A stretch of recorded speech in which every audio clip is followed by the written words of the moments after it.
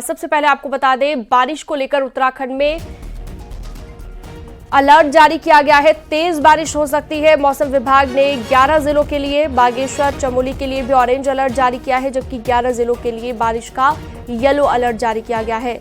मौसम विभाग के मुताबिक कई जगह पर भारी से भारी बारिश हो सकती है। वहीं मौसम विभाग के अलर्ट के बाद प्रशासन भी चौकन्ना हो गया है।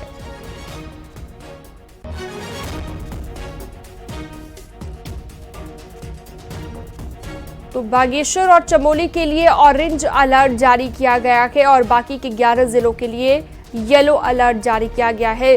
तो पूरे ही उत्तराखंड में आज भारी बारिश हो सकती है। मौसम विभाग की तरफ से बारिश को लेकर यह अलर्ट जारी किया गया है। चमोली में अभी भी तेज बारिश हो रही है, जो एक लेटेस्ट जानकारी हम आपको दे रहे हैं। मौसम विभाग ने अलर्ट जारी किया है और मौसम खराब बने रहने की संभावना है।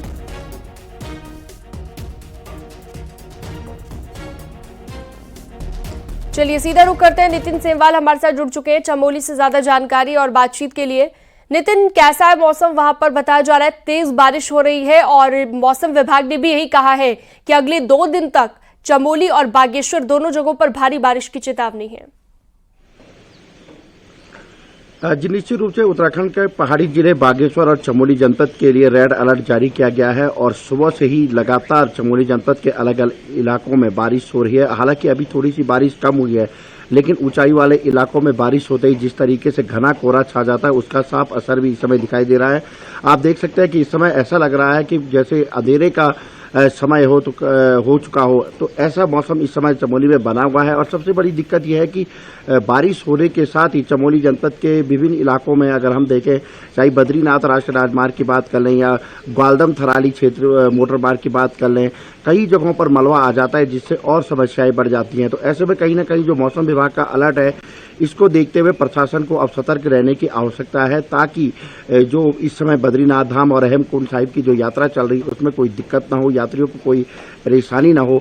इन सभी चीज़ों का ध्यान रखना पड़ेगा। और अभी हमने प्रशासनिक अधिकारियों से बात की है, अभी तक फिलहाल ऐसी कोई जानकारी मिलकर नहीं आई है कि कहीं पर मलबा आया हो। फिलहाल अभी सड़क मार्ग सुचारू है और सभी जगहों पर प्रशासन नजर बनाए हुए है। कुछ आपदा प्रभावित इलाके हैं, कुछ आपदा प्रभावित नगर हैं, कुछ आपदा प्रभावित ग्रामीण जो इलाके हैं, वहाँ पर भी प्रशासन की नज़र बनी हुई है। लेकिन ये महत्वपूर्ण 24 घंटे चमोली जनपद के लिए बहुत ज़्यादा जिसमें अलर्ट जारी किया हुआ है वो महत्वपूर्ण है और देखना ये होगा कि आने वाले समय में बारिश किस तरीके से पहाड़ों में एक बार फिर से अपना असर करती है। जी ठीक है, बहुत शुक्रिया विस्तार से जानकारी देने के लिए आपका नितिन।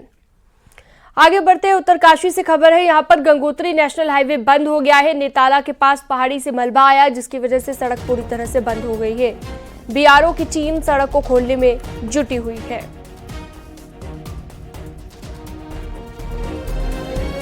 पुष्कर सिंह धामी आज केदार घाटी के दौरे पर रहेंगे, जहां पर सीएम आपदा प्रभावित इलाकों का हवाई सर्वे करेंगे। मुख्यमंत्री सुबह 11 बजे आपदा प्रभावित क्षेत्र का हवाई सर्वे करेंगे और इसके बाद 12 बजे सोनप्रयाग पहुंचकर वहां पर हुए नुकसान का जायजा लेंगे। इसके बाद सीएम रुद्रप्रयाग में प्रभावितों से भी मुलाकात करेंगे और इस दौरान आला अधिकारी के साथ भी मौजूद रहेंगे।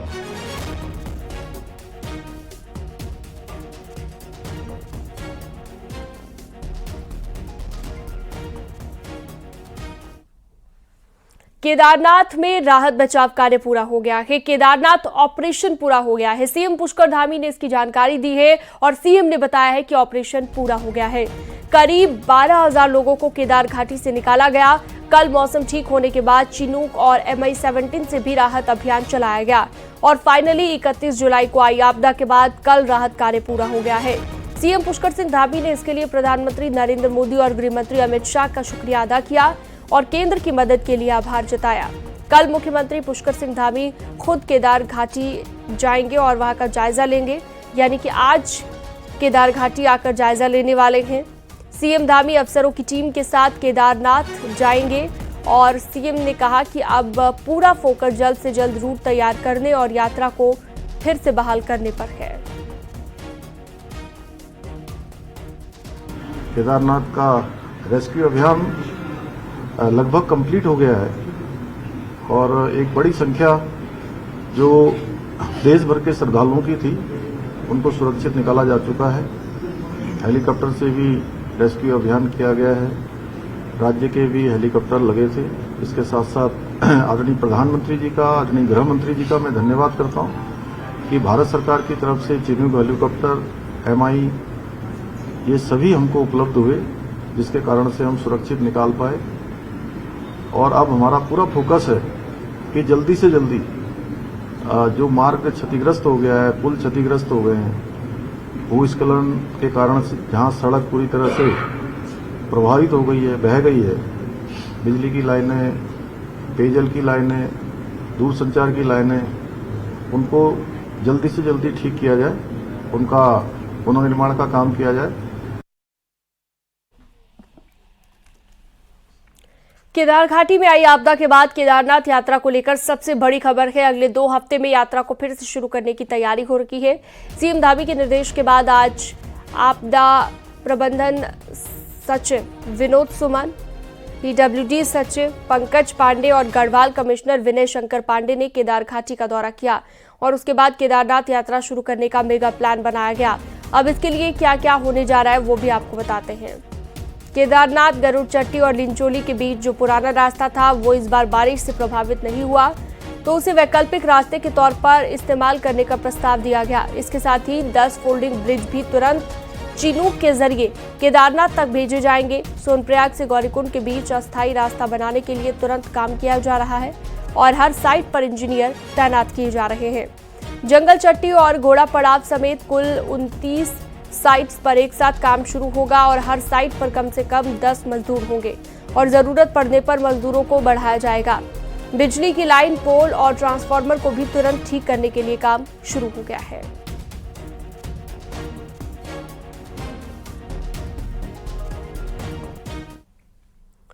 केदारनाथ यात्रा को अगले 15 दिन में फिर से शुरू करने की तैयारी है और इसके लिए पुराने रूट्स का इस्तेमाल हो सकता है, क्योंकि जिस रूट से अभी पैदल यात्रा चल रही थी वो पूरी तरह बर्बाद हो चुका है।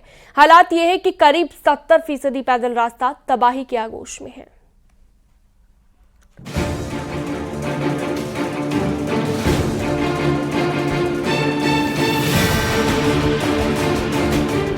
केदारनाथ और केदारनाथ ट्रैक पर जब 10,000 से ज्यादा यात्री मौजूद थे, तब 31 जुलाई की रात को हुई मूसलाधार बारिश ने केदारनाथ पैदल ट्रैक पर भीषण तबाही मचा दी। गनीमत रही कि वक्त रात का था, वरना दिन के समय हजारों यात्रियों की जान पर बना दी। आपदा के बाद केदारनाथ पहुंचे लोक निर्माण विभाग के इंजीनियरों ने शासन को जो रिपोर्ट भेजी वो इस तबाही को बयान करने के लिए काफी है। रिपोर्ट के मुताबिक 16 किलोमीटर का ये पैदल रास्ता 21 जगह पूरी तरह ध्वस्त हुआ है। ध्वस्त हुए हिस्से की कुल लंबाई 11 किलोमीटर है, यानी करीब 70% रास्ता बर्बाद हो गया। गौरीकुंड में घोड़ा पड़ाव के पास 15 मीटर ट्रैक पूरी तरह वॉश आउट हो गया। जंगल चट्टी के पास 2 जगह रास्ता ध्वस्त हुआ, एक जगह 70 मीटर, दूसरी जगह पर 10 मीटर हिस्सा पूरी तरह खत्म। भीमवली से रामबाड़ा के बीच 4 जगह रास्ता पूरी तरह ध्वस्त हो गया, इसमें 3 पुल भी बह गए। रामबाड़ा से छोटी लिंचोली के बीच 5 जगह रास्ते का नामो निशान मिट गया है। 21 जगहों पे हमारा ट्रैक जो है फुल्ली ब्रीच हो गया है और 2 पैदल पुल हमारे जो है वो पूरी तरह से वॉश आउट हो गए हैं। और कुल अगर लेंथ वाइज देखेंगे तो 16 किलोमीटर के ट्रैक में मोटा मोटा एवरेज 11-12 किलोमीटर का ट्रैक हमारा बुरी तरह से क्षतिग्रस्त हुआ है। लोक निर्माण विभाग अब युद्ध स्तर पर पैदल ट्रैक के निर्माण में जुट गया है। पहली प्राथमिकता 2 फीट चौड़ा ट्रैक तैयार करने की है, ताकि जरूरी सामान पहुंचाने के लिए रास्ता बनाया जा सके। इसमें भी कम से कम 10 दिन का वक्त लग सकता है। इसी रास्ते को बाद में 6 फीट चौड़ा किया जाएगा और इस पूरी प्रक्रिया में कम से कम 40 दिन का समय लगेगा। अब PWD ने सभी डिवीजन के गैंगमैन को केदारनाथ बुला लिया है। फर्स्ट प्रायोरिटी हमारी ये है कि एक ट्रैक 2 फीट का ट्रैक हम ऐसा कर सकें जो एसेंशियल चीज़ों का मूवमेंट और कम्युनिकेशन हो सके, तो उसके बाद ही जो है इस वीक एंड तक हम टोटल मॉनेटरी लॉस असेस कर पाएंगे। केदारनाथ में तबाही सिर्फ यही तक नहीं है। रुद्रप्रयाग से गौरीकुंड के बीच नेशनल हाईवे भी 5 जगह बर्बाद हो चुका है, जिसमें 50 मीटर का हिस्सा ऐसा है जो वॉश आउट हो गया है। सोमवार को PWD सचिव पंकज पांडे ने भी केदारनाथ पहुंचकर नुकसान का जायजा लिया। लिहाजा उम्मीद की जा रही है कि जल्द रास्ता बनकर तैयार किया जाएगा। देहरादून से न्यूज़ 18 के लिए सुनील नवप्रभात की रिपोर्ट।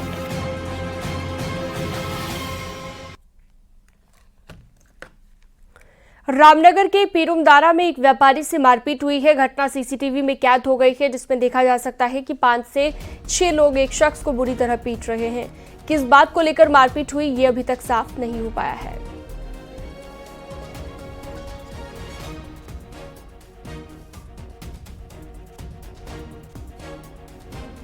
तो मारपीट को लेकर अभी तक जानकारी नहीं है कि क्या वजह इसके पीछे रही। 5 से 6 लोगों ने जमकर पीटा है। एक शख्स को देख सकते हैं इन तस्वीरों में आप। रामनगर की ये तस्वीरें हैं।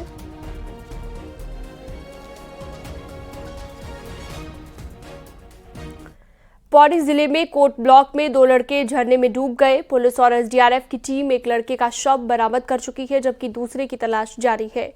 एसडीआरएफ की टीम झरने में उतरकर सर्च ऑपरेशन चला रही है। दरअसल 2 लड़कों के झरने में डूबने की सूचना गांव वालों ने एसडीआरएफ को दी, जिसके बाद एसडीआरएफ की टीम घटनास्थल पर पहुंची और लड़के के कपड़े और फोन भी यहां से बरामद हुआ है। ये पानी कम ज्यादा हो गया अभी।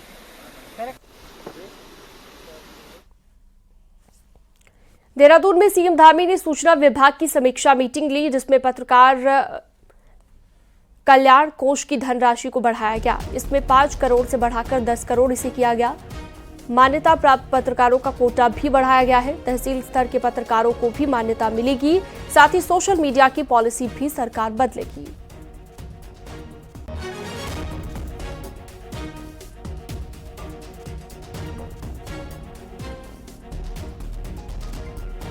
पत्रकार कल्याण कोष आज 5 करोड़ रुपए बढ़ा दिया है।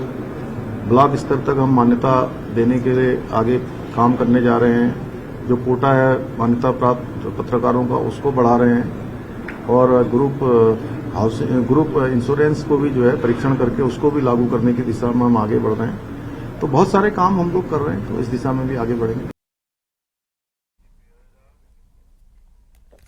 इस बार का विधानसभा सत्र सिर्फ 3 दिन का है। पहले दिन केदारनाथ की दिवंगत विधायक शैला रानी का शोक प्रस्ताव होगा। ऐसे में विपक्ष सवाल पूछ रहा है कि प्रश्नकाल के 120 मिनट में जनता से जुड़े 500 से ज्यादा सवालों के जवाब कैसे मिलेंगे।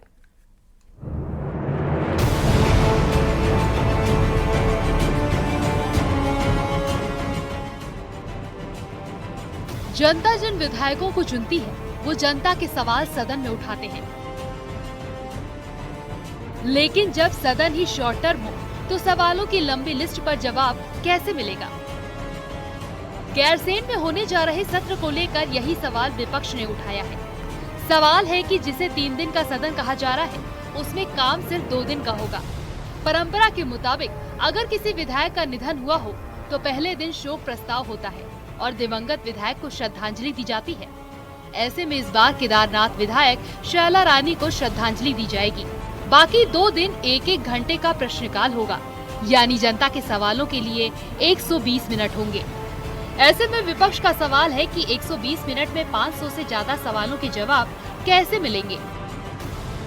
पर एक रस्म अदायगी भर है।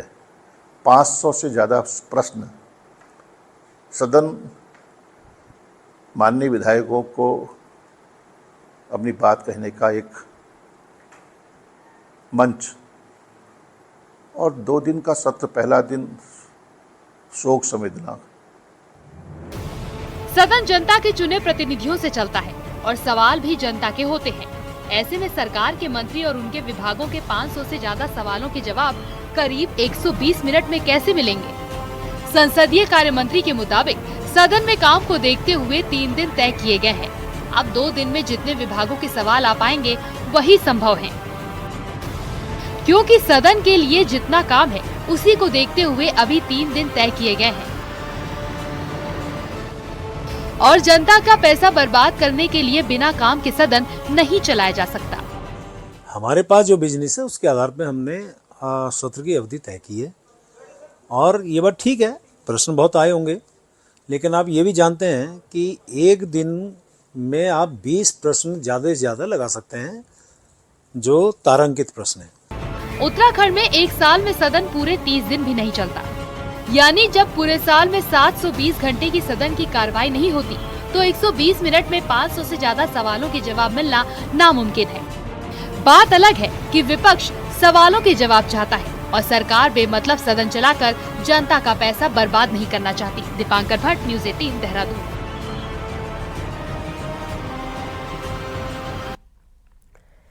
उत्तराखंड कांग्रेस में नेताओं के चेहरे दिखते हैं, लेकिन इन चेहरों में ऐसी महिला नेता नजर नहीं आती जो पार्टी का बड़ा चेहरा हो। सीनियर नेता इंदिरा हृदयेश के निधन के बाद प्रदेश लेवल पर ये कमी पार्टी को 2027 में भारी पड़ सकती है। देखिए,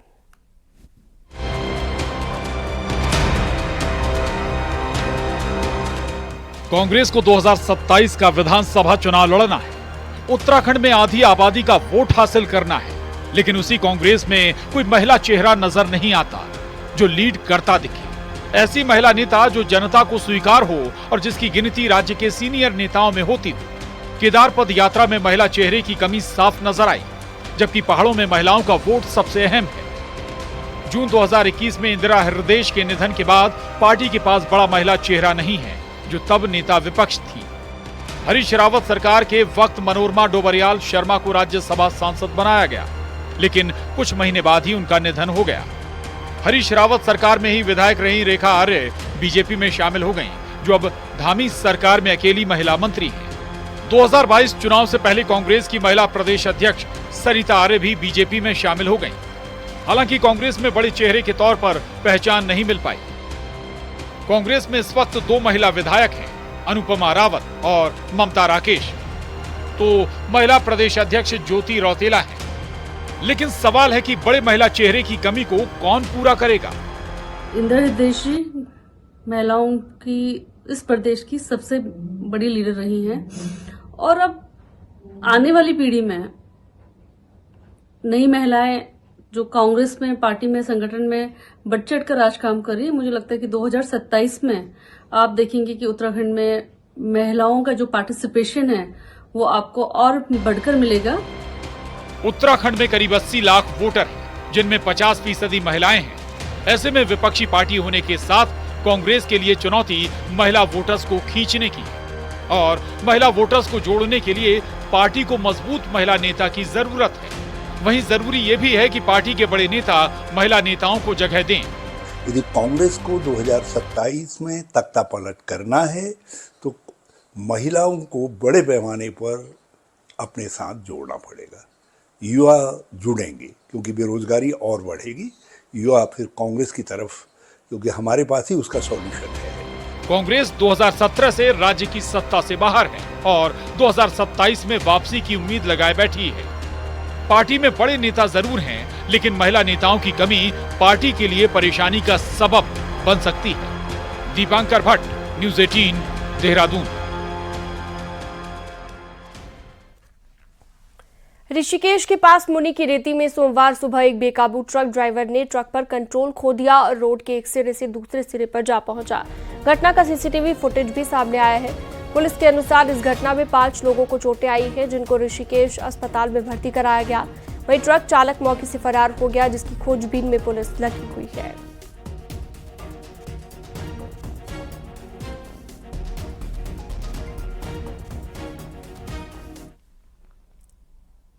अपनी सांसों के थमने के बाद दूसरों को नई जिंदगी दे गया हरियाणा का एक कांवड़िया सचिन।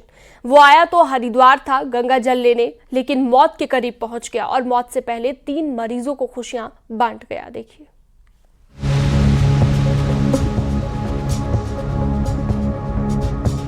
कहते हैं अंगदान महादान होता है और ये ऐसा दान है जिससे किसी जरूरतमंद को एक नया जीवन मिल जाता है और उसकी जिंदगी उन खुशियों से भर जाती है जिसकी वो ना जाने कब से राह तक रहा होता है।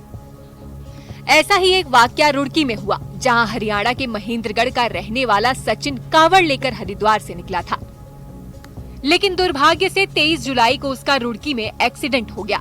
उसे इलाज के लिए ऋषिकेश के एम्स में भर्ती कराया गया, जहां उसके सिर पर गंभीर चोट होने के कारण उसे न्यूरो सर्जरी आईसीयू में रखा गया।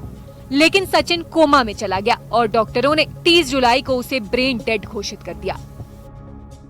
क्योंकि हमारे एम्स हॉस्पिटल में ये सुविधा हो गई है कि जो अगर कोई अपने ऑर्गन्स डोनेट करना चाहता है, उसके ऑर्गन्स डोनेट कर करके हम लोग उसको अलग अलग जगह पे यूटिलाइज किया जा सकता है। जैसे हमारे यहाँ रीनल किडनी की तो सुविधा है, हमारे यहाँ कॉर्निया की सुविधा भी है आज की डेट में, और जैसे अभी लीवर की अभी शुरू नहीं हुई है यहाँ पर, तो लीवर है, पेनक्रियाज है, और भी चीज़ें की जा सकती है दान। तो सचिन के हमारी जो कि टीम यहाँ पर सब तैयार थी, तो सचिन के पिता से कांटेक्ट किया गया टीम ने और उनके भाइयों से कांटेक्ट किया और पूछा कि भाई क्या अगर वो तैयार हैं, तो वो लोग सहर्ष तैयार हो गए इसमें। उनको लगा कि जो बच्चा एक धर्म के काम से आया था, अब वो जो है जाते जाते जो है अपना कुछ लोगों को जीवन दान दे जाएगा, तो बड़ा एक पुण्य का काम हो जाएगा।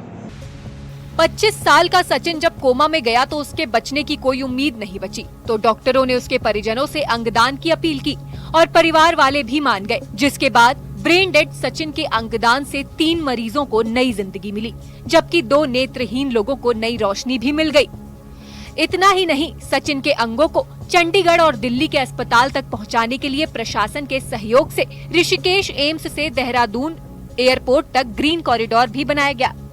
सचिन के चले जाने पर परिवार पर भले ही मुसीबतों का पहाड़ टूट पड़ा हो, लेकिन परिजनों को इतना संतोष भी है, सचिन की मृत्यु के बाद भी उसके अंग किसी और के शरीर में धड़क रहे हैं और 5 लोगों को जिंदगी में वो खुशियां भी बिखेर गया। Bureau report, news 18।